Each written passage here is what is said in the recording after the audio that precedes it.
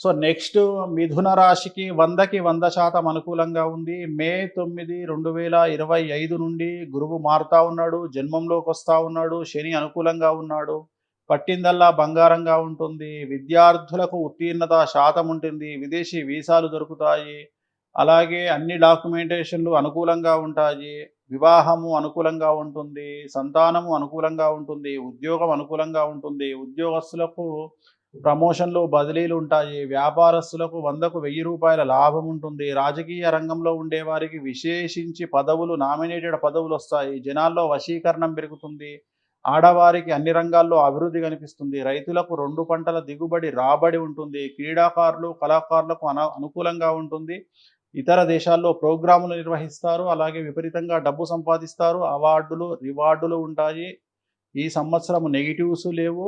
Remedies కూడా లేవు. గురుగారు ముఖ్యంగా ఈ వశీకరణ అనే మాట చెప్పారు. జన వశీకరణ. జన వశీకరణం అంటే జనాల్లో విపరీతమైన క్రేజ్ రావడాన్ని జన వశీకరణ అంటారు. అంటే ఒక హీరో బయటికి రాగానే విపరీతంగా జనం వచ్చిర్రు అంటే దాని అర్థం ఏంటంటే జన వశీకరణ. సో ధన వశీకరణ అంటే డబ్బు రావడము. ఈ రెండింటిని వశీకరణ అంటాం. గురుగారు